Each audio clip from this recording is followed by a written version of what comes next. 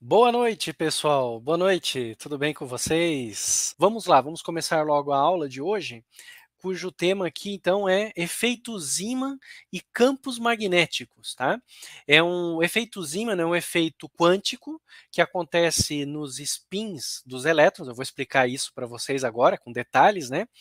E ele é usado pelos astrofísicos para medir campos magnéticos. Foi com esse efeito que a gente provou que existem campos magnéticos no Sol, tá? Sem precisar ir até o Sol, claro, né? Para medir o campo magnético. A gente conseguiu provar usando telescópios, através desse efeito Zeeman. E eu vou mostrar isso para vocês hoje à noite, tá joia? É muito legal esse efeito porque ele está relacionado com o spin, que é uma propriedade quântica. Mas a gente vai chegar lá. Antes da gente chegar lá, deixa eu mostrar para vocês qual é o problema na física solar que a gente aborda através desse problema, através dessa teoria, né, do efeito Zeeman, dos spins dos elétrons, etc. Quando a gente observa o Sol, a gente costuma ver manchas solares. Eu trouxe um vídeo para vocês entenderem o que são essas manchas solares. Vamos lá.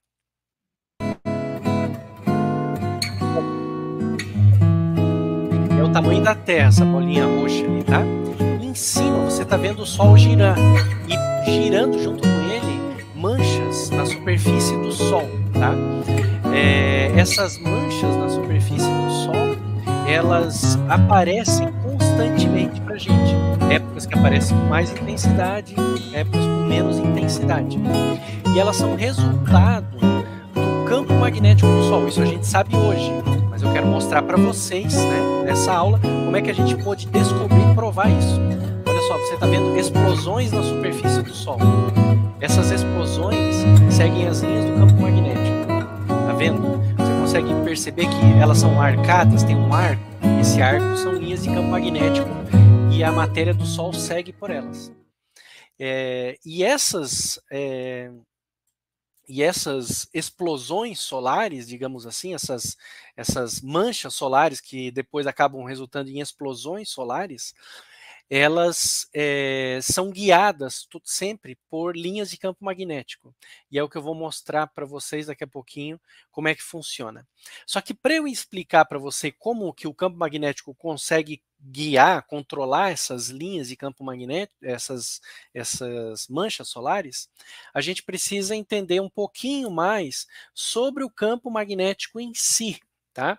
A gente tem o campo elétrico e o campo magnético. Ontem eu falei mais sobre campo elétrico, o processo da fusão nuclear, quando eu preciso aproximar dois prótons, eles se repelem por causa das forças elétricas, etc.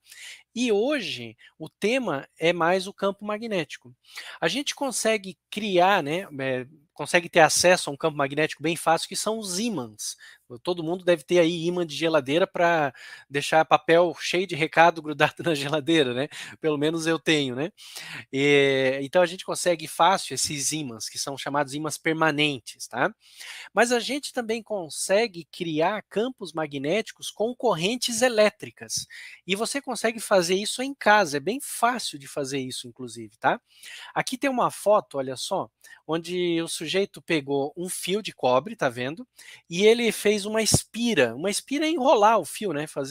Ele fez uma espira com várias voltas para o campo ficar mais intenso. E aí você gruda esse fio de cobre numa pilha, numa bateriazinha pequena, não faça isso na tomada elétrica da sua casa, né?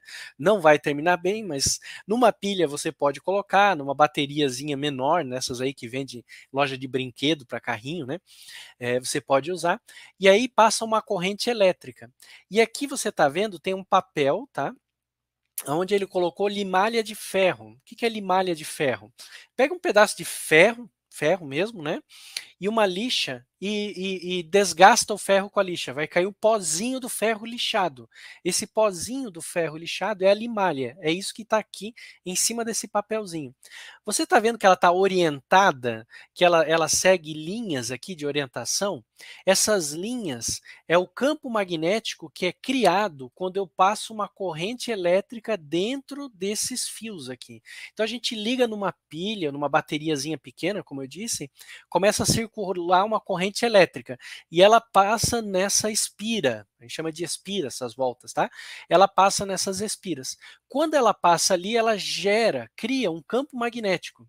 E esse campo magnético, ele orienta a limalha de ferro, porque ela fica imantada na presença de um campo magnético. Se você pegar ferro e colocar um campo magnético, ele responde, né? Esses ímãs de geladeira. Se você pegar um prego e colocar no ímã, ele fica grudado. Mas ele não só fica grudado, como ele mesmo se torna um ímã.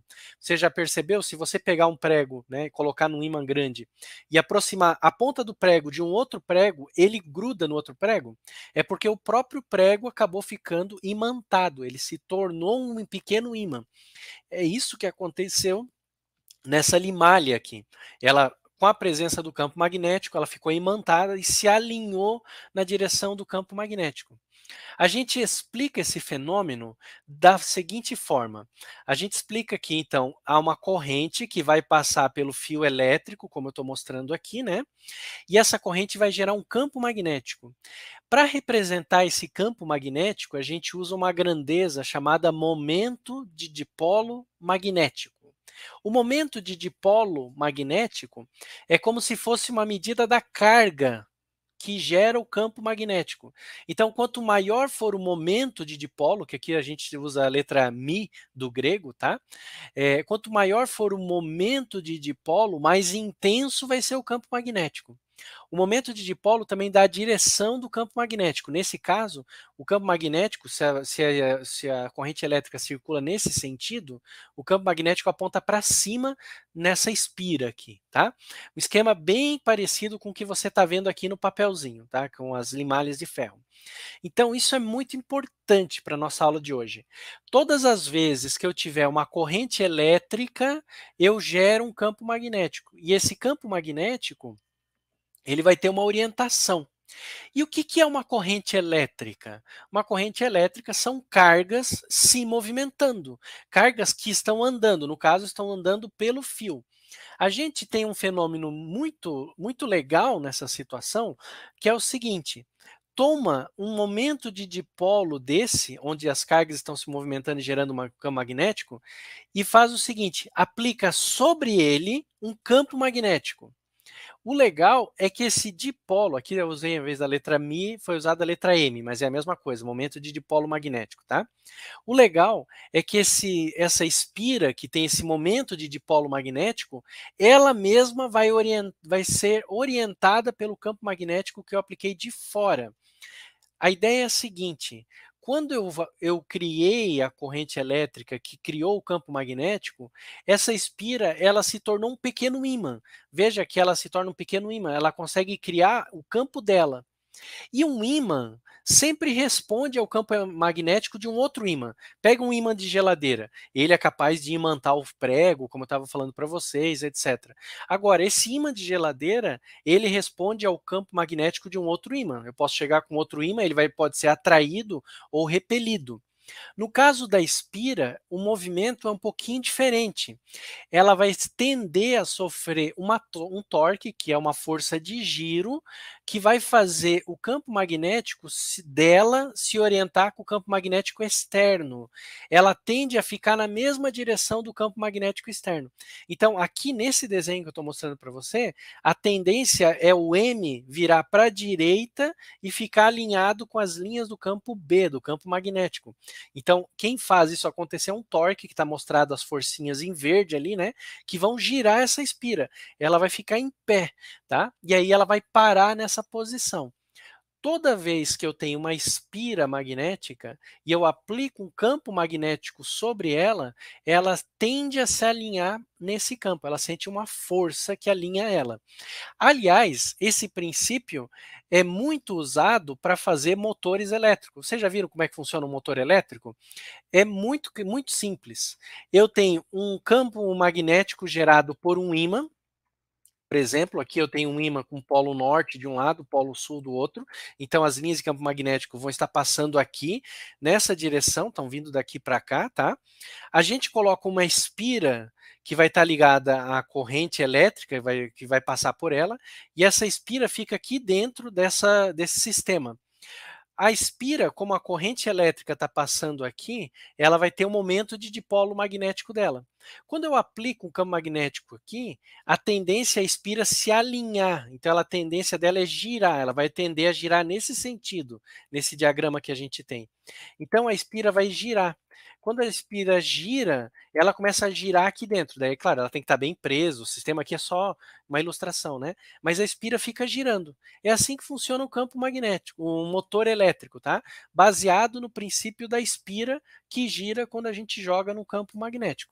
Mas hoje à noite eu não vou falar de motores elétricos, né? Isso aqui é só para explicar, só para mostrar para vocês uma aplicação aí comum do nosso cotidiano. A ideia hoje é aplicar o conceito da espira a átomos. Por que átomos? Porque o modelo atômico mais elementar que a gente tem é um núcleo, né? Pega aqui um átomo de hidrogênio, que a gente falou um monte ontem, por causa da fusão nuclear. Pega um átomo bem simples de hidrogênio. Eu tenho um núcleo, que é um próton, e em volta desse núcleo eu tenho um elétron girando. Isso aqui é um modelo bem clássico de átomos.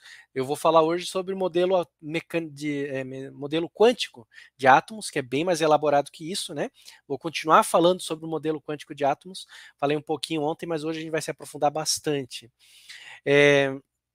Nesse modelo clássico, né, nessa visão que a gente chama de orbital aqui, onde tem uma visão bem de órbitas e planetas, né, o elétron está girando em volta do próton, tá?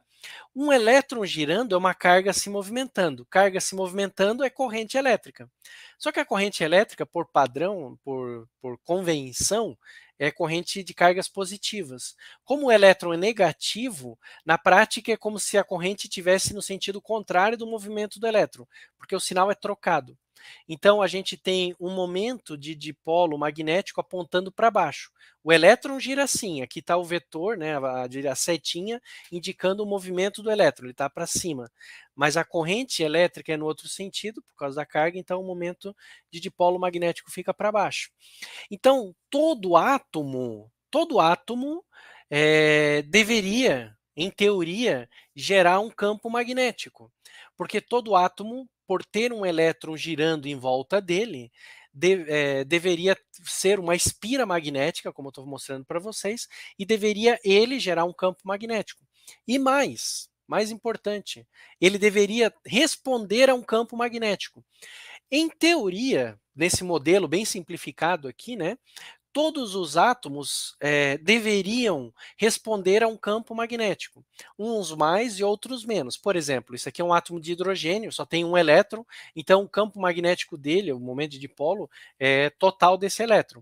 Se a gente pensar num átomo que tem dois elétrons, eu poderia ter um elétron girando na direção oposta, e se cancelaria e tal, né? Mas, em geral, a maioria dos átomos deveria responder a um campo magnético, eu deveria poder magnetizar os materiais. A gente sabe da prática que isso não acontece. São alguns materiais que respondem a campo magnético, né? Tem materiais que não respondem. Tenta pegar um ímã e grudar num plástico, grudar num alumínio, enfim, não vai dar certo. Vai funcionar muito bem no ferro, por exemplo, mas a maioria dos átomos não vai. Então é claro que esse modelo é muito simplificado, é claro que a gente precisa elaborar ele um pouquinho mais. Então a gente precisa entender mais sobre orbitais atômicos, se a gente quiser compreender, né, como é que o campo magnético funciona, né? Aqui, olha só, é um modelo quântico de como um átomo funciona. Eu acho que a maioria de vocês que já fez o ensino médio lembra que existe a distribuição de elétrons em torno de um átomo, né? A gente seguia essa regrinha aqui, né? 1s2, 2s2, 2p6 e tal, e vai indo, né? Vai distribuindo. O que pouca gente vê na escola, em geral, é que esse modelo aqui, na verdade, é um modelo resultado da mecânica quântica. Quem descobriu essas estruturas aqui foi o Schrödinger, de quem eu falei ontem, que tinha a equação de onda de Schrödinger, né? Onde ele assumiu que o elétron e outras partículas poderiam ser descritos por ondas, né? Tinha a teoria do de Broglie, né? Que eu falei para vocês, depois a equação de onda do Schrödinger. Quando a gente pega a equação de onda do Schrödinger, que é a base da mecânica quântica, e aplica para o modelo de um elétron em torno de um próton, tá? A gente obtém como solução da equação não uma partícula girando em torno de uma outra partícula, mas uma nuvem de probabilidade, uma nuvem eletrônica. E essa nuvem pode ter vários formatos diferentes, como esses que eu estou mostrando aqui para vocês. Depois existe a questão de como distribuir isso. O interessante é que esses formatos, eles estão ligados, associados ao que nós chamamos de números quânticos. Existem 3 números quânticos principais para explicar os orbitais de um elétron. Já vou mostrar com mais detalhe esses orbitais para vocês, tá? Existe o número quântico principal, que ele determina basicamente a distância, né, explicando de maneira bem simplificada, mas ele determina a distância que o elétron está do núcleo. Então, o número quântico principal aqui, nesse caso, né, seriam os níveis, tá? Então, veja que aqui, ó, os elétrons estão mais longe do que aqui, por exemplo. Depois, existe o número quântico de momento angular. O número quântico de momento angular seria a forma como, dado um orbital, dado uma distância, né, os elétrons vão se organizar. Então, seriam essas várias possibilidades aqui. E, por fim, o número quântico de momento magnético, que está associado ao campo magnético, ou melhor dizendo, ao momento magnético, que esse movimento dos elétrons vai acabar girando. Então, como a distribuição não é bem simétrica, bem simples, né, como a gente tinha aqui, o momento magnético que a gente for calcular não vai ser tão fácil de calcular como uma correntezinha numa espira, mas ele pode ser calculado pela distribuição. Para isso, a gente precisa usar as leis da mecânica quântica. Aqui tem uma imagem mais realista do que são os orbitais eletrônicos, tá? Aqui tem os exemplos dos orbitais do nível 2p, que seria esse daqui, olha só, e aqui embaixo do nível 3d, que seria esse daqui. Então, naquele slide, a gente está olhando em mais detalhe essa distribuição eletrônica aqui e essa daqui. Vamos ver lá o que a gente tem. Olha só que legal. No 2p, primeira coisa é que a gente pode ter os elétrons distribuídos em vários eixos diferentes, tá? A gente está mostrando aqui como uma bolinha achatada, mas na verdade, na mecânica quântica, a gente não consegue determinar exatamente a posição dos objetos, e o que seria mais preciso seria dizer que há uma nuvem de probabilidade onde o elétron pode estar. Então aqui está representado como pontinhos, né? É mais provável que eu tenha um elétron aqui e outro elétron aqui. Menos provável que os elétrons estejam, né, nessa outra região aqui, tá?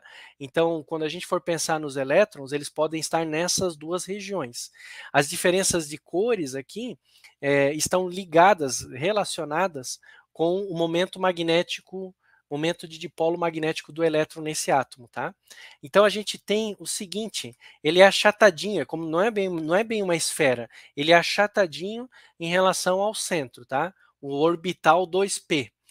Quando a gente aumenta o número quântico de giro, que a gente chama de momento angular, a gente aumenta as possibilidades com que os elétrons podem se distribuir. Esse daqui seria o 3D que eu tinha mostrado para vocês. Vejam que elas são todas simétricas, essas aqui, só muda a maneira como elas estão se orientando em relação aos planos, tá? Com exceção dessa daqui, que é uma distribuição mais curiosa. Eu teria uma nuvem eletrônica aqui e outra nuvem eletrônica aqui, tá? Então os elétrons vão se organizar dessa maneira, através dessas nuvens eletrônicas aí. E essas nuvens eletrônicas, onde os elétrons vão estar, elas não significam que o elétron está girando nessas nuvens. Ele está naquela região. E a gente não consegue determinar com precisão aonde. A gente pode calcular a probabilidade de encontrar ele aqui ou a probabilidade de encontrar ele ali, né? Então a gente pode pegar várias regiõezinhas aqui e calcular essa probabilidade. Mas ele de fato está se movimentando, ele não está parado ali, e por causa disso ele gera um campo magnético. A gente consegue calcular isso, né, usando as leis da mecânica quântica. Daí tem uma série de equações que a gente usa para calcular as propriedades físicas. Na mecânica quântica, não existe só a equação principal de onda, que a gente estava falando ontem, a equação de Schrödinger. Existe a equação de Schrödinger, mas existem regras para calcular grandezas físicas a partir da solução dessa equação. Isso que é muito legal na mecânica quântica. Essas regras a gente chama de operadores quânticos.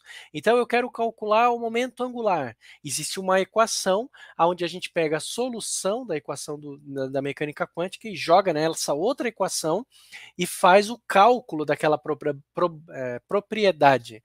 Então, existe um operador quântico para calcular o momento magnético do elétron. A partir dessa distribuição. É como se fosse um cálculo estatístico, só que mais sofisticado, tá? E tudo isso está associado. Então, existe a equação principal e existem os vários operadores que a gente usa para fazer essa conta. A partir deles, a gente tira essa informação do momento magnético. E o momento magnético no átomo, depois que a gente calculou, ele tem um comportamento igual ao de uma espira, quer dizer, ele pode representar um campo magnético que esse átomo vai ter, né?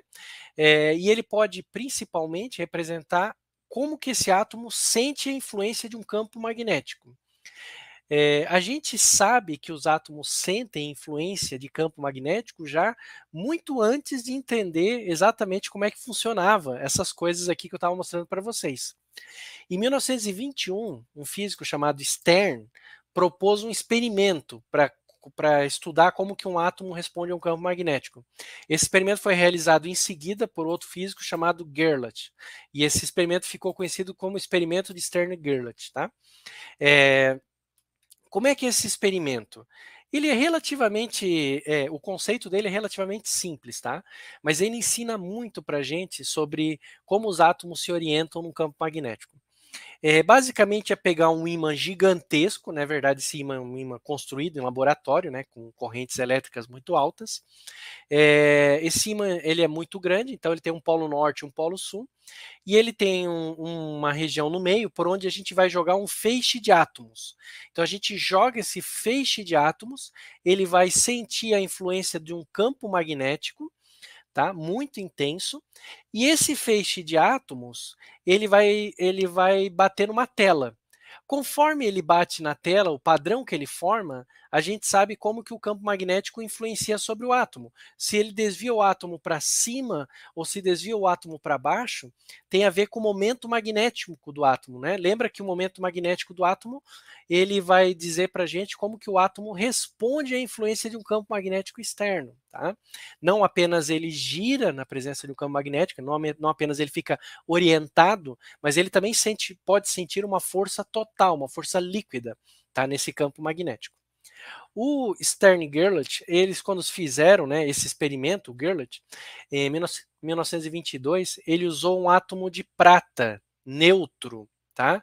Então com todos os elétrons ali em volta no orbital, porque ele conseguia formar feixes de átomos de prata facilmente lá no seu laboratório, tá? E esses átomos, eles se dividiram em dois pontos na tela. Depois esse experimento foi feito com vários outros tipos de átomos, inclusive hidrogênio. Era um pouco mais difícil para eles na época trabalhar com feixe de átomos de hidrogênio, que é um gás, do que trabalhar com feixes de átomos de prata, que é um metal, e você consegue botar um fiozinho, aquecer esse fio, evaporar o metal, etc. Questões práticas, tá? Depois eles conseguiram fazer, como eu disse, com outros átomos, inclusive com hidrogênio. E eles obtiveram um resultado muito estranho. Eles obtiveram um resultado que átomos que estavam no estado fundamental de energia, estavam neutros, se dividiam em dois pontos. Por que isso é estranho? É estranho por causa disso daqui. Átomos no estado fundamental, vamos pensar no hidrogênio para simplificar a nossa vida, mas como eu disse, vale para outros elementos também. Átomos no estado fundamental, os elétrons formam orbitais que são totalmente simétricos, são esferas, tá? Simétricas. Como eu tenho uma simetria esférica, Isso significa que não tem uma direção preferencial.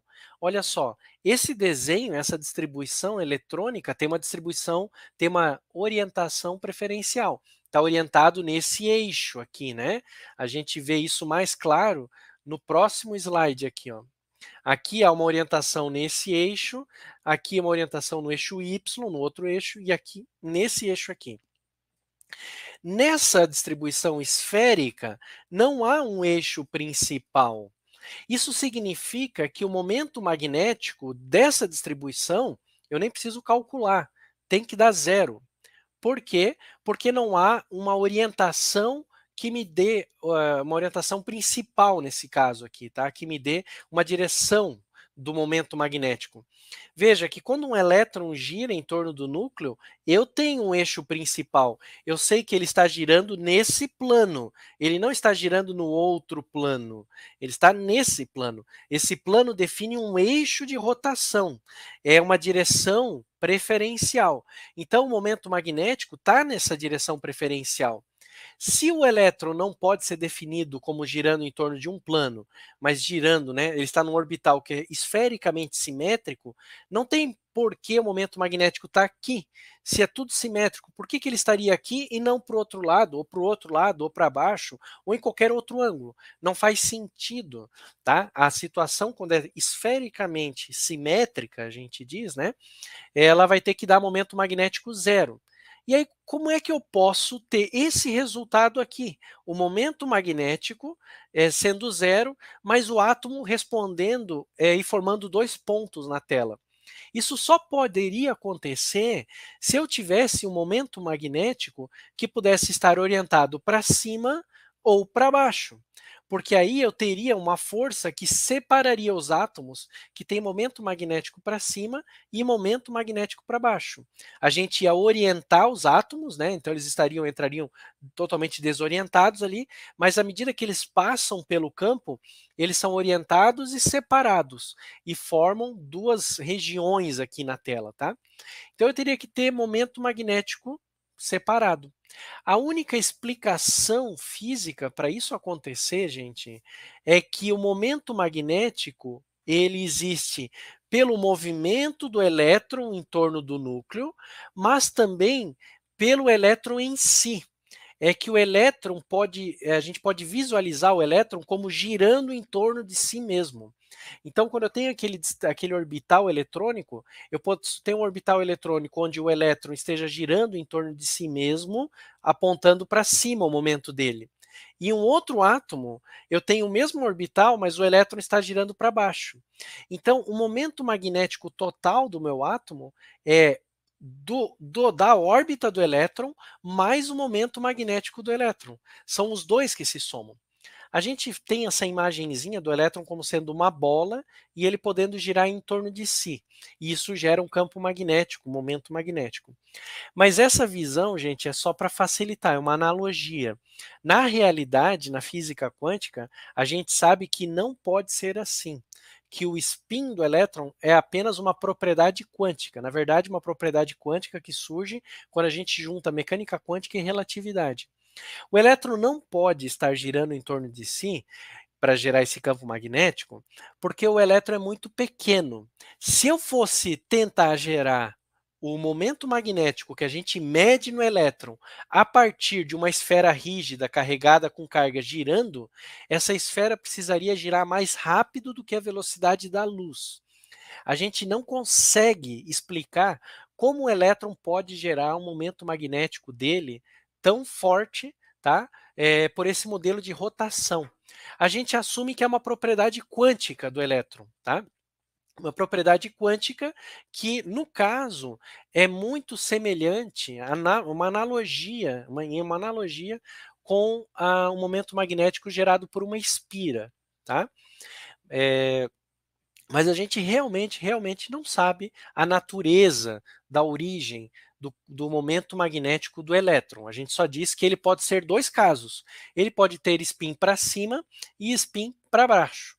E isso explica por que os átomos, mesmo no estado fundamental ali, eles se separam em dois grupos. Tá? Esse experimento do Stern-Gerlach, ele foi feito antes mesmo da gente conseguir entender a natureza do spin. Tá? Na época, eles entenderam, né, alguns físicos entenderam, inclusive interpretaram um pouquinho errado esse experimento, deram explicações um pouco diferentes e tal, mas depois a gente foi entendendo, né, logo em seguida, aí, a gente foi entendendo a questão da natureza do spin. Não muito depois, em 1922, um físico chamado Dirac, com ideias de um outro físico muito famoso chamado Pauli, eles perceberam que quando você unia a teoria da relatividade especial do Einstein, que é aquela que trata de objetos que se movem em velocidade próxima da luz, com a equação de Schrödinger, a equação de onda da mecânica quântica, né? Você criava outra equação e você nessa equação o spin aparecia naturalmente. Então a gente entende que o spin é uma propriedade relativística do elétron que se deve à união da mecânica quântica com a relatividade.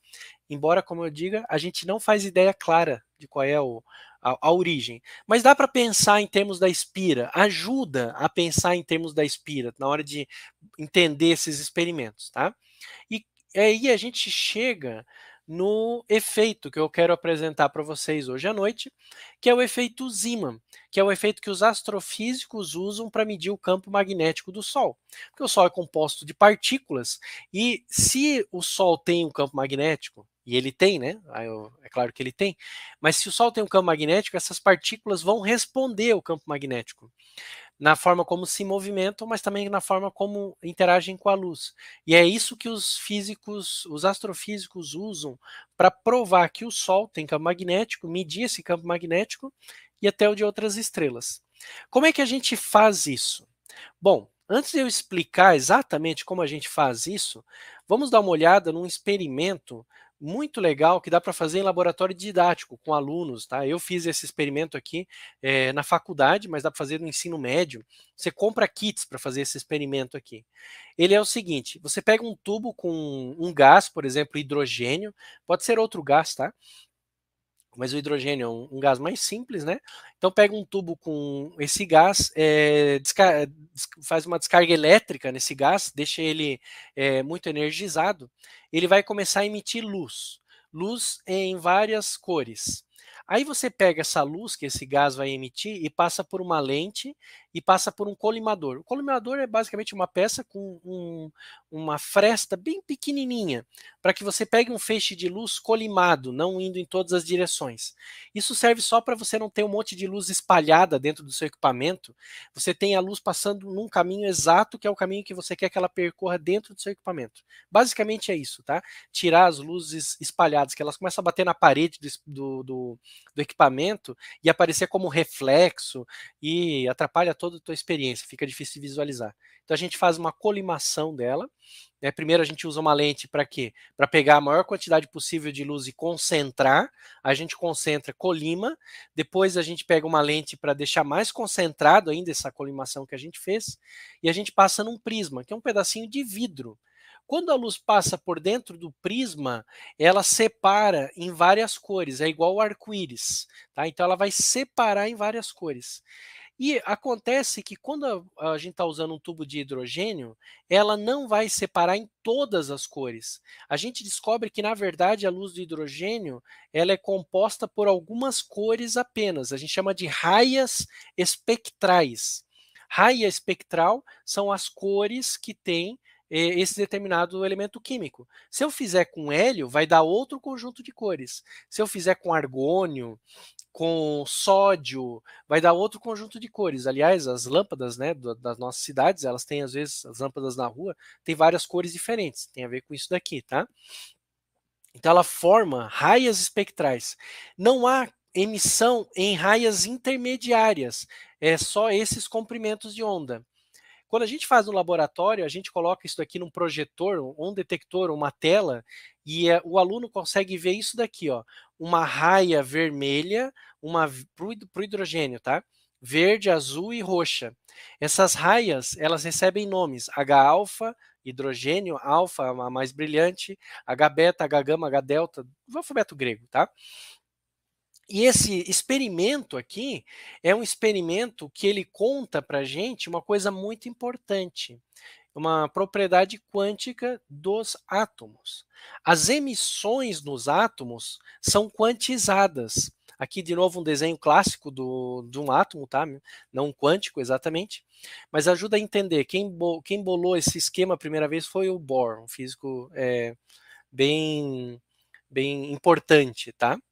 É, aqui a gente tem a quantização das emissões. O que, que acontece? O Bohr imaginou o seguinte: o elétron ele está num certo orbital, numa certa distância do núcleo. Ele pode cair para um orbital menos energético, mas ele não pode cair só para uma região intermediária aqui. Ele tem que cair ele só pode andar de orbital em orbital. Então tem orbital 1, 2, 3, está apontado aqui, né?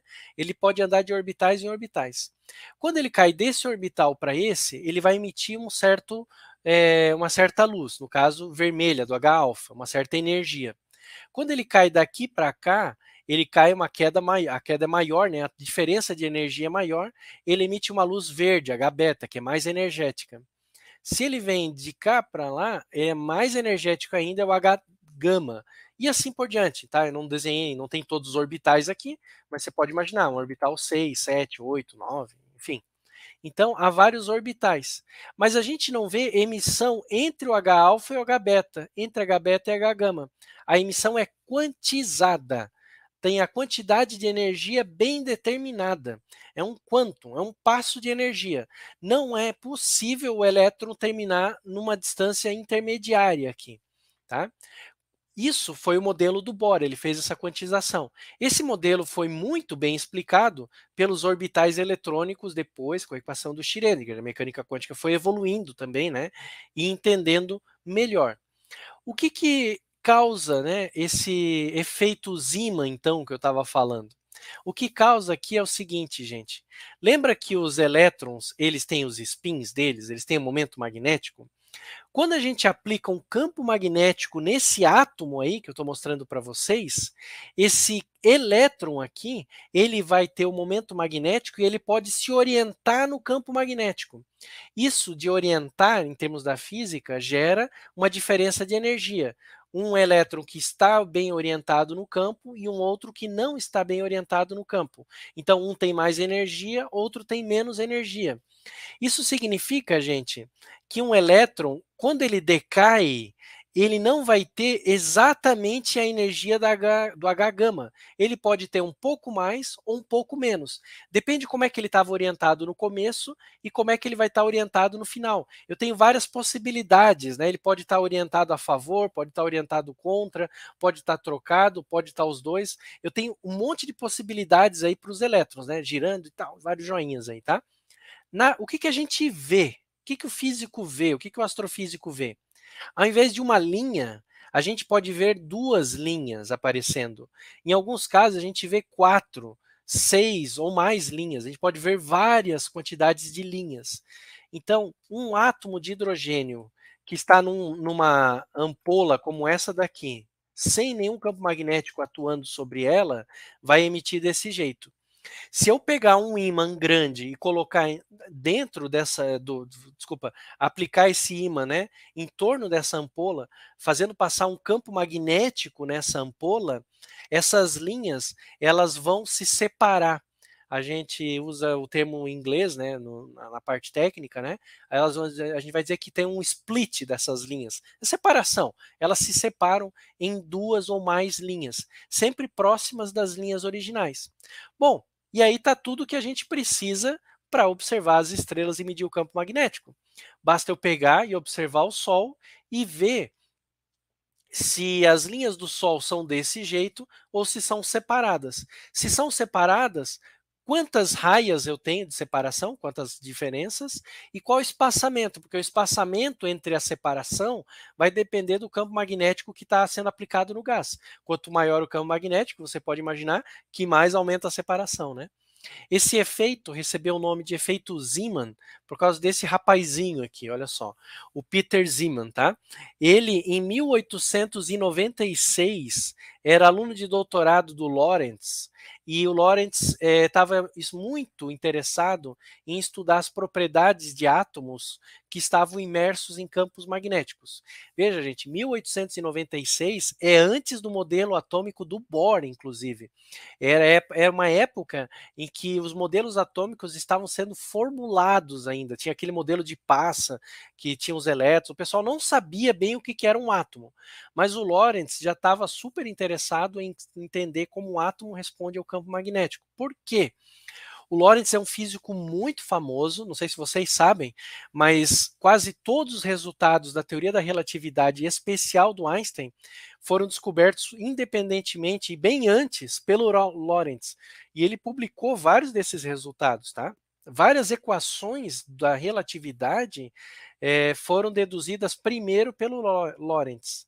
Por exemplo, entre as equações mais importantes da teoria da relatividade especial do Einstein estão as chamadas as transformações de Lorentz, tá?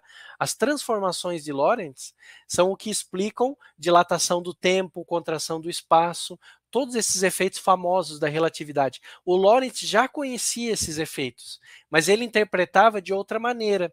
Ele interpretava como efeitos sobre os átomos, sobre a matéria. Por exemplo, ele achava que a contração era uma contração física, que realmente os átomos ficavam mais próximos fisicamente, não que havia uma contração do espaço, era uma contração física, tá?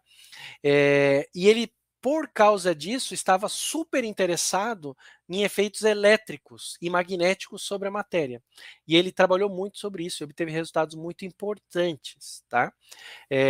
Então, ele, como parte dos estudos, né, sugeriu que o Zeeman montasse um experimento para medir essas raias espectrais quando se aplicasse campos magnéticos aqui. E o Zeeman descobriu e estudou, e essas raias podem se desdobrar de maneiras muito complexas. Ele estudou todas as variações possíveis disso, tá? E o Lorentz propôs uma teoria, então. Hoje a teoria dele está errada, a gente sabe que não é essa a explicação, porque, claro, eles nem entendiam direito como é que era um átomo, né? Então a teoria do Lorentz acabou se mostrando errada. A gente sabe que o efeito Zeeman acontece por causa do spin do elétron. Eles não faziam ideia de spin de elétron nessa época, mas a medida funcionou e os dois ganharam o Prêmio Nobel de Física juntos em 1902. Não é muito comum orientador e orientando ganharem Prêmio Nobel de Física juntos, tá? Um detalhe de história da física aí. Teve alguns casos, um caso mais recente foi do Michel Mayor e do... esqueci o nome do orientador dele agora. O Michel Mayor o Michel Mayor é orientador, tá? Enfim, que descobriram exoplanetas, tá? Daqui a pouco vem na cabeça de novo. Alguém já joga aí no chat, aí no YouTube. Teve um caso muito famoso de uma aluna de doutorado, né, que descobriu os pulsares, tá? E só o orientador dela ganhou, ela não ganhou. Isso deu um escândalo na ciência, né? Porque ela foi colocada de lado. É que, em geral, se premia o orientador, não orientando. Por quê? O pessoal tende a considerar, né, que a ideia é do orientador, orientando só executou. Mas isso mudou com o tempo. Tá? Mas, enfim, é uma questão interessante. Se você for pegar na história da física, muitos prêmios Nobel só o orientador ganhou, orientando não ganhou. Tá? Por causa disso. Até porque, em geral, né, o orientador tem vários alunos e, em geral, eles trabalham em problemas parecidos. Mas, enfim, uma história interessante. Então, o efeito Zeeman ficou com o nome do orientando. A ideia, né, saiu da cabeça do Lorentz, mas o Zeeman quem fez todos os experimentos e descobriu o efeito. E como é que os astrofísicos usam esse efeito, então? Eles usam através de uma medida chamada magnetograma, tá? Quem criou foi um astrofísico observacional muito importante, chamado George Hale. Ele, em 1908, ele adaptou um telescópio solar que fazia medidas assim do Sol. Isso aqui é uma imagem verdadeira do Sol, com a mancha solar, para fazer o quê? pegar essas diferenças de linhas e montar uma imagem de campo, de intensidade do campo magnético. Então, ao invés de fazer uma imagem real do Sol, o Hale, fez a adaptação para medir o efeito Zeeman. E, no lugar da imagem, gerar uma imagem de intensidades de campos magnéticos. Então, aqui, olha só, campo magnético em preto são regiões com polaridade sul magnética. E em branco, polaridade norte. Tá? Essa imagem não é uma imagem verdadeira do Sol. É uma imagem que dá a intensidade do campo magnético. E o Hale conseguiu mostrar, então, em 1908, que aonde tinha manchas solares, tinha campo magnético. E elas sempre formam polaridades, ó, norte e sul, tá? Deixa eu mostrar um vídeo para vocês disso daí que ele conseguiu medir. Esse vídeo que eu vou mostrar para vocês é um vídeo recente feito com um telescópio espacial chamado SOHO. Ele fez um magnetograma do Sol ao longo do tempo para a gente poder ver como é que o campo magnético do Sol passa.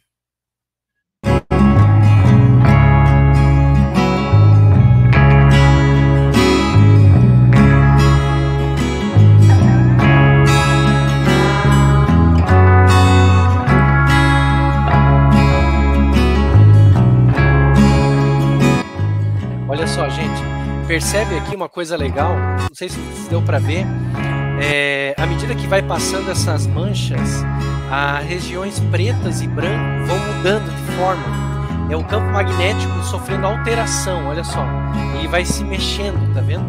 Então a gente consegue medir como o campo magnético muda com o passar do tempo na superfície do Sol.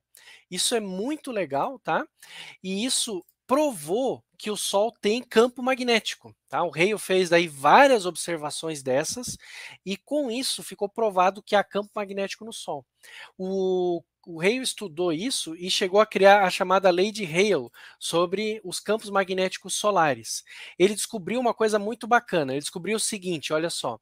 Quando a gente estuda as manchas solares no Sol, tem épocas em que o Sol tem muita mancha solar e depois ele tem bem poucas e depois ele volta a ter mais manchas solares. O período é de 11 anos entre um caso e outro, tá? Se você pega 2 ciclos de máximo de manchas solares, que o Sol apresenta muitas, esses ciclos eles têm a seguinte característica. Primeira, todas as manchas solares, pelo magnetograma é possível provar que tem um polo norte e um polo sul. Todas elas têm polos, aparecem em duplas sempre. Todas as manchas solares, porque o ímã sempre tem polo norte e polo sul. Além disso, elas são trocadas em relação a um hemisfério e o outro. Se no hemisfério de cima eu tenho norte e sul, embaixo eu vou ter sul, norte, sul, norte, sul, norte. Tá? E entre um ciclo e outro do Sol, troca a ordem. Então, se antes era norte e sul em cima, agora vai ser norte e sul embaixo. Então, eu tenho um monte de manchas solares, passa 11 anos, eu não tenho quase nada, depois aumenta de novo. Quando aumentar de novo, vai estar trocado o campo magnético das manchas solares. Isso é visível nesse diagrama, né, nesse magnetograma. Olha só, branco, preto, preto, branco. Aqui tá trocado, daí preto, branco, branco, preto. Tá trocado, tá vendo? As polaridades estão trocadas. Isso prova para gente isso ajudou os físicos, né, a entenderem um mecanismo muito importante para o Sol e para todas as estrelas, chamado modelo de dínamo solar, ou para as outras estrelas, dínamo estelar, que é o seguinte: o Sol tem um campo magnético gigante, e esse campo magnético ele sofre uma reversão, ele troca de direção. Isso está provado pelo magnetograma aqui, tá? E esse campo magnético, ele também sofre uma espécie de esticamento das linhas, que é o que a gente acaba vendo como as manchas magnéticas. Então, a partir desse trabalho do Hale aqui, a gente conseguiu aprender sobre campo magnético no Sol. Só que não só no Sol, sobre as outras estrelas também. Só que para entender o campo magnético no Sol, a gente precisa usar, gente, olha só que maluquice, a gente precisa usar o efeito do spin nos elétrons. Então são o spin dos elétrons, algo totalmente minúsculo, muito minúsculo, que permite que a gente estude campos magnéticos de uma estrela como um todo, né? A astrofísica, ela é muito legal por causa dessas coisas, tá? É uma das coisas que eu acho mais bacana na astrofísica, o fato de que para você poder fazer pesquisa, entender a astrofísica, você precisa ir muito a fundo na física. Você precisa entender detalhes da física, né? E muito de física quântica, de termodinâmica, mecânica dos fluidos, um bocado de coisa.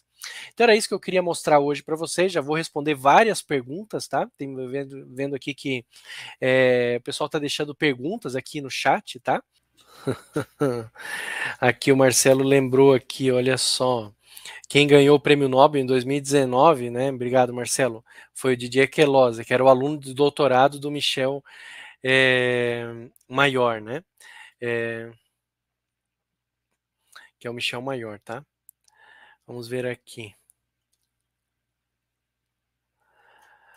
O Andrei colocou o seguinte: professor, por que as forças que atuam em direções opostas ao dipolo se cancelam e o movimento da partícula não é alterado?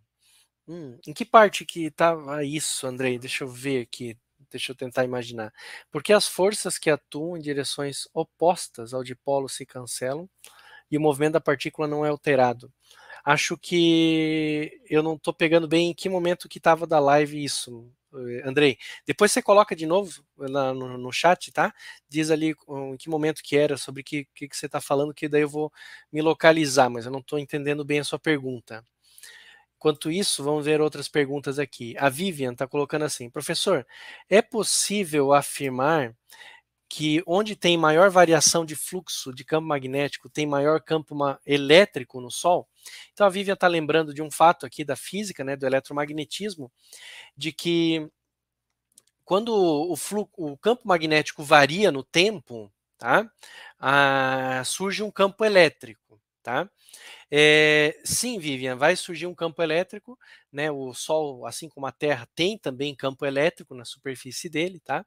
Mas acaba sendo os efeitos do campo elétrico que surge ali, um campo não é tão intenso, e os efeitos acabam não sendo tão importantes para a gente quanto são os efeitos de campo magnético, tá? Então, em termos de medida, é mais interessante a gente medir os efeitos que surgem por campo magnético. Só para complementar, eu falei hoje do efeito Zeeman, que é o efeito sobre as linhas, né, de um átomo que está dentro das linhas de emissão de um átomo que está sob um campo magnético. Se a gente coloca um átomo num campo elétrico, acontece um efeito similar, né, explicado de outra maneira, que chama efeito Stark, tá? Seria o equivalente aqui, né? Vamos ver aqui. A Ana Cláudia está colocando assim: se entendi bem, o efeito Zeeman só existe a níveis quânticos, pois só ocorre dependendo do spin. Ana, acontece o seguinte, o efeito Zeeman que a gente está estudando ali, né, são para partículas que têm o elétron no orbital mais baixo, né, mas eu posso ter o efeito Zeeman também acontecendo para átomos que estão com elétrons em outros orbitais, que a gente chama de orbitais mais energéticos, excitados, né, então eu teria esses orbitais aqui também tendo efeito Zeeman, tá, Ana? Esses aqui, ó. Eu poderia ter efeito Zeeman nesses orbitais aqui também, porque eles têm um momento magnético que não é zero. Como o elétron ele está não é simétrico, não é esfericamente simétrico, então também tem momento magnético aqui. E eles também vão responder a um campo magnético, ao contrário desses outros. Esses não deveriam responder ao campo magnético. Esses aqui vão responder. O que acontece? Acontece que a gente tem uma sobreposição de efeitos, e é isso que torna esse efeito bem complicado. Eu vou ter o efeito do campo magnético sobre o momento magnético dos elétrons que estão ali nesses orbitais, mas também sobre o momento magnético do spin do elétron. Então as duas coisas se somam, tá? E aí dá um efeito somado, que às vezes é bastante difícil de distinguir um do outro também, tá, Ana? O Milton perguntou o seguinte: já foi medido o campo magnético em outra estrela além do Sol? Foi sim, Milton. A gente consegue fazer essa medida em outras estrelas, tá? Também dá para medir pelo efeito Zeeman e por outros efeitos, como, por exemplo, o efeito de polarização da luz. Só que aí, quando a gente mede em outras estrelas, a diferença da medida em relação ao Sol é que em outras estrelas a gente acaba medindo o campo magnético total da estrela, quase que o campo magnético global dela, tá? A gente tem uma ideia da média do campo magnético da estrela, não do campo magnético de regiões, né? Uma imagem como essa daqui, né?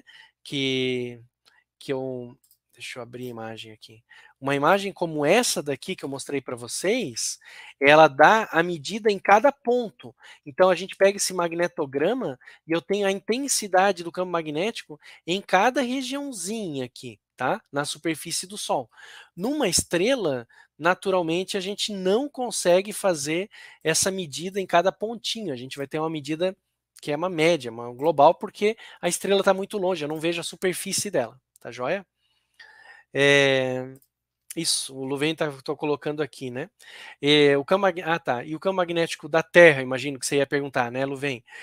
O campo magnético do Sol se inverte a cada 11 anos, e o da Terra, eu não tenho o valor agora de cabeça, mas ele se inverte algumas dezenas de milhares de anos, tá? Se eu não estou enganado, coisa da ordem de 10, 20 mil anos ele se inverte, mas eu posso estar enganado no número, mas ele se inverte também. O campo magnético da Terra também tem a questão da reversão, como o do Sol tem, tá?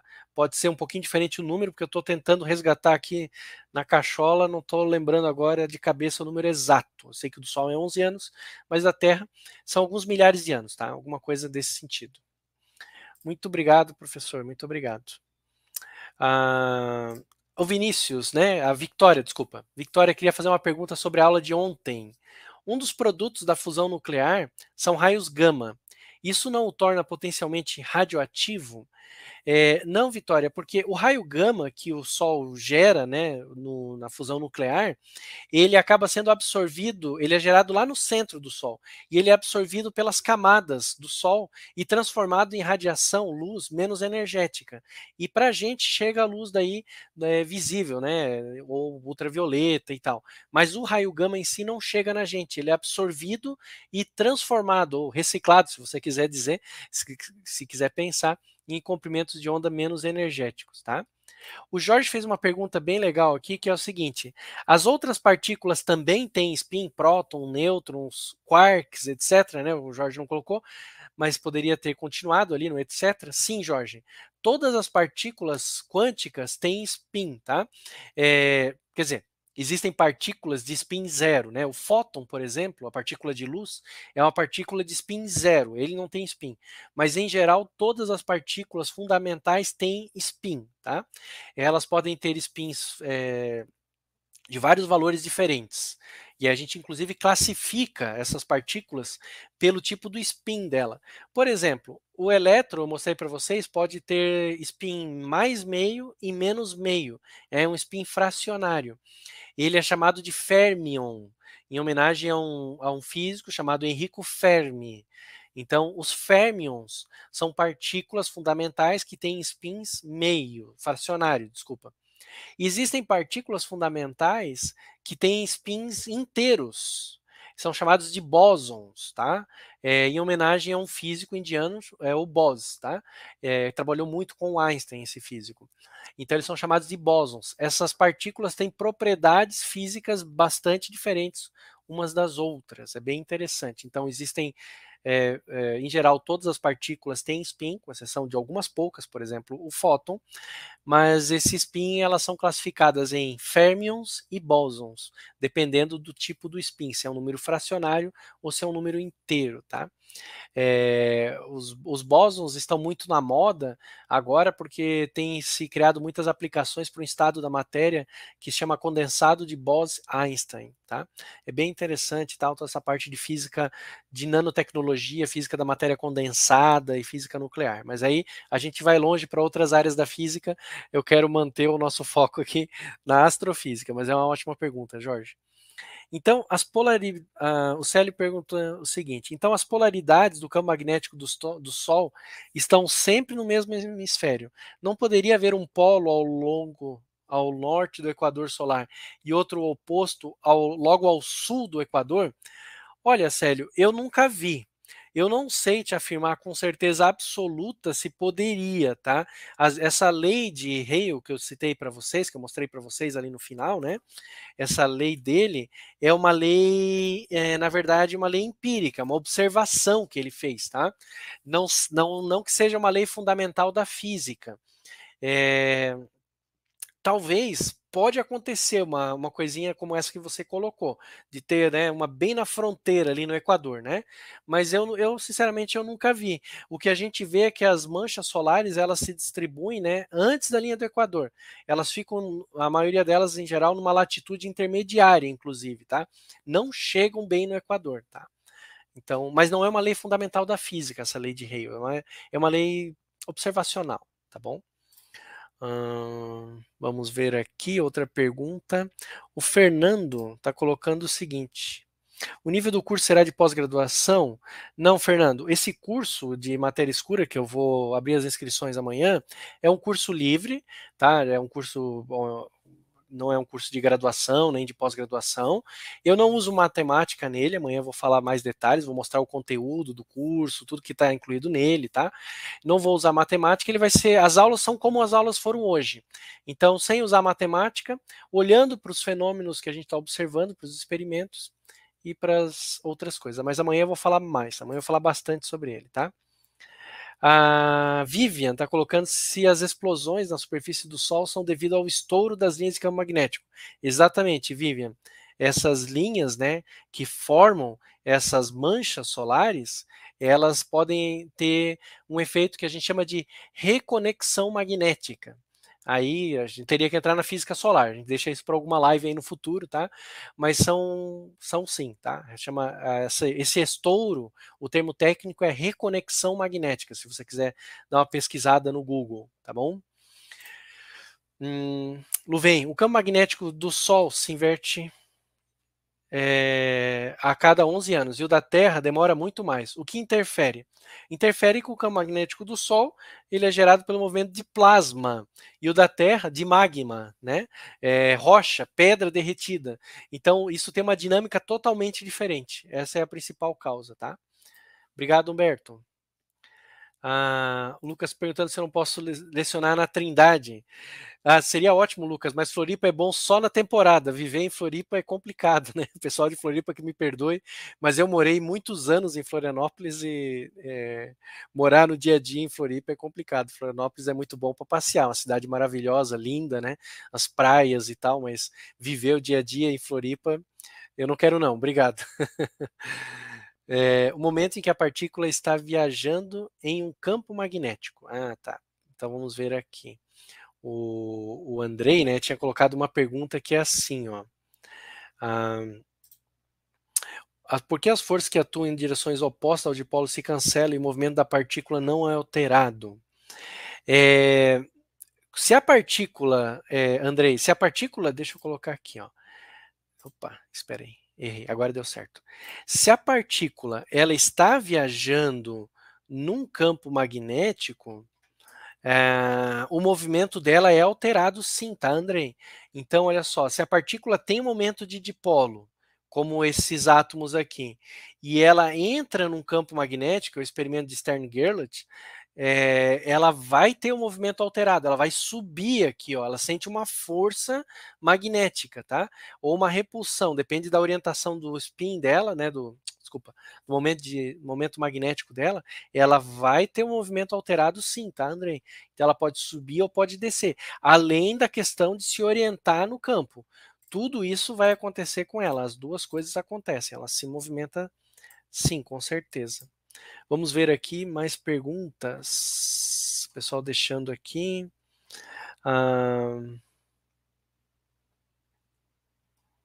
Vamos ver aqui, olha só.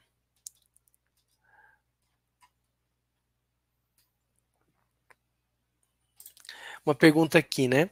Se o Alexandre colocou assim, o modelo de dínamo estelar é padronizado para todos os tipos de estrelas ou para sistemas binários, anãs brancas, alta rotação, ocorre variação nesse modelo?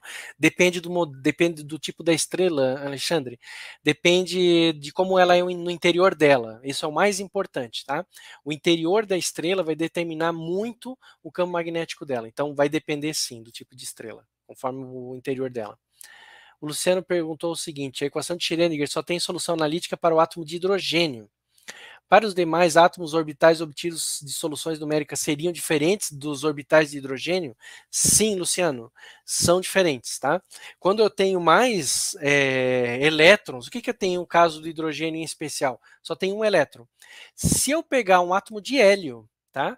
Onde eu tenho 2 elétrons, o que acontece? Os elétrons não vão sentir apenas a força do núcleo, eles vão sentir também a repulsão do outro elétron. Isso mexe na forma dos orbitais e nos níveis de energia. Então a gente daí tem que fazer numericamente e vai ficar diferente, tá? Tem várias diferenças, átomos multieletrônicos de monoeletrônicos, só tem um elétron, no caso. O Mário comentou o seguinte: professor, em geral associamos campos magnéticos a correntes elétricas, ou campos elétricos variáveis, certo? Qual a origem dos campos magnéticos em estrelas de nêutrons? As estrelas de nêutrons, Mário, têm esse nome porque elas são constituídas da maior parte de nêutrons, mas elas também têm outras partículas nelas, tá? Então você tem também nas estrelas de nêutrons camadas que têm elétrons e prótons, não é exclusivamente nêutrons. A maior parte da estrutura da estrela é de nêutrons, mas nas partes mais externas, onde a pressão não foi suficiente para ter os elétrons entrando dentro dos prótons, se fundindo com prótons e gerando nêutrons, você tem elétrons livres e prótons livres, que geram campos magnéticos. Além disso, não está provado, mas tem uma teoria bastante coerente, consistente, de que no núcleo mesmo da estrela de nêutrons eu teria quarks livres. E os quarks têm carga elétrica. E se eles se movimentarem, geram campos elétricos. Tá? Então, as estrelas de nêutrons podem gerar campos magnéticos, desculpa, dessa maneira, tá, Mário?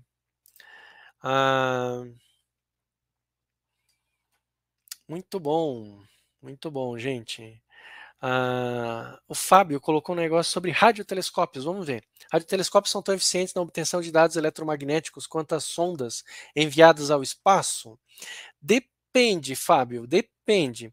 Aqui tem um mundo de coisas para analisar, né? As sondas, em geral, quando vão para o espaço, elas não são para observar em rádio, tá? Com bem poucas exceções. Em geral, são para observar em comprimentos de onda que a gente tem dificuldade de observar na Terra. Por exemplo, o James Webb observa no infravermelho. A atmosfera da Terra absorve infravermelho. Então, nesse caso, vale bastante a pena. A atmosfera da Terra absorve muito pouco no rádio.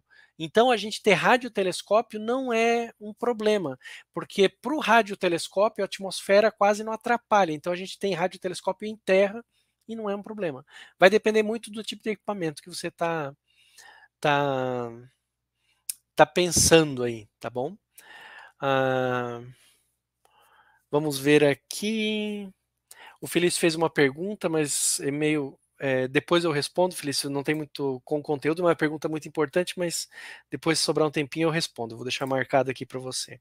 A Ana Cláudia perguntou se a inversão do campo magnético da Terra poderia causar panes nos equipamentos de navegação. Ela, na verdade, Ana, a inversão ela acontece da seguinte maneira: eu tenho o campo magnético com uma certa intensidade, ele vai diminuindo e trocando de direção. Chega no momento que o campo magnético some e depois ele reaparece aumentando na outra direção. Não tem um pico do campo magnético, mas uma diminuição. Então a gente vai estar desprotegido, porque o campo magnético protege a gente das partículas que vêm do Sol. Na verdade, é perigoso, a gente vai ficar exposto a várias partículas. Muito obrigado, Hugo. Muito obrigado.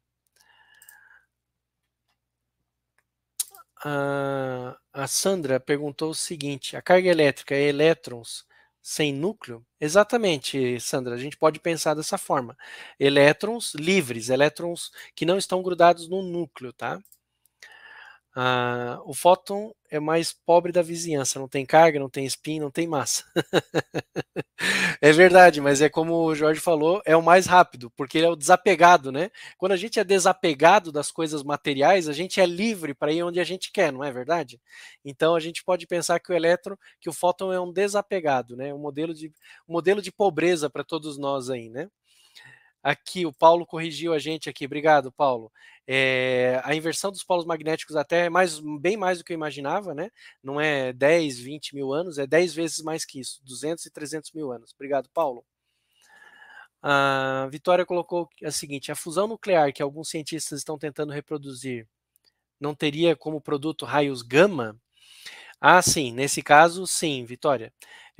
Mas ali daí a gente consegue proteger, né, a partir das paredes e tal, daí não teria problema, tá bom? Vamos ver aqui se temos mais alguma pergunta. O Gustavo colocou a questão aqui do Nobel do ano passado. O Nobel de Física do ano passado foi de um estudo sobre quântica. Contribuiu em algo para astrofísica também? Nossa, Gustavo, agora me deu um branco na cabeça. Qual foi o Nobel do ano passado? O Nobel de Física do ano passado? Eu esqueci agora, não me vem aqui na cabeça. Teria que relembrar exatamente qual foi o Nobel. Mas olha, entrelaçamento quântico, né, Gustavo? Isso, entrelaçamento quântico. Sabe que apesar de serem sobre entrelaçamento quântico, que é as partículas terem propriedades quânticas, né? Elas estão conectadas quanticamente e quando a gente mede uma partícula bem distante, a gente consegue saber a propriedade da outra, né? Isso foi uma previsão feita pelo Einstein no artigo de 1935, e essa previsão, por incrível que pareça, esse efeito é só um efeito quântico mesmo, né? Mas a matemática que descreve esse efeito quântico, ela está sendo usada, adaptada para estudar talvez buracos negros e buracos de minhoca, tá? Então é bem interessante aí. Eu fiz no ano passado e esse ano 3 aulas, eu chamei de masterclass, né, aulas ao vivo, sobre buracos negros. E aí eu falei sobre o emaranhamento quântico e essa teoria aí de buracos de minhocas, explicar buracos negros e buracos de minhoca, tá? Então é uma questão bem legal. Não é que explica, digamos assim, ela é uma inspiração para tentar entender algumas propriedades, tá? Mas é bem legal mesmo. Muito bom. É isso aí, o Photon é um cara maneiro, um cara bacana. Vamos ver aqui. O Nilson colocou o seguinte: as partículas de antimatéria possuem spin? Sim, Nilson, elas possuem spin. Da mesma maneira que as partículas normais. Então, você pega, por exemplo, um elétron, ele tem spin meio, para cima e para baixo, né? A antipartícula do elétron é o positron. Ele também tem spin meio para cima e para baixo. Então, você tem as mesmas opções. Não existe um anti-spin, tá? Ele tem spin normalmente, como o elétron tem, e as duas opções também. É assim que funciona, tá? Então, a antipartícula também vai ter spin, tudo igualzinho. Muito bem, muito obrigado, pessoal. Vamos ver aqui, o Paulo colocou uma pergunta. Me perdoe a pergunta básica, mas qual a diferença entre um átomo de hidrogênio ionizado e um próton avulso? Nenhuma, Paulo. Um átomo de hidrogênio ionizado, quando a gente pensa, é um próton livre, realmente, tá? A gente arranca o elétron e ele está solto. Eu tinha prometido responder uma pergunta do Felício. Vamos ver aqui. Ele perguntou como caminhar na perspectiva teórica e metodológica das pesquisas em astroquímica, astrofísica e astrobiologia. Olha, tá bem geral, né, Felício? É muita coisa aqui que daria para estudar. Eu diria para você escolher um tema que lhe agrada bastante, que está mais próximo da sua formação, e procurar, em primeiro lugar, um orientador. Pega um orientador, seguindo uma pós-graduação, escolhe um tema, tá? Porque está muito amplo. Astroquímica, astrofísica e astrobiologia está muito amplo. Tem 1 milhão de coisas que dá para fazer. Seria bom escolher um tema e um orientador, tá bom? Então, pessoal, vamos encerrando por aqui.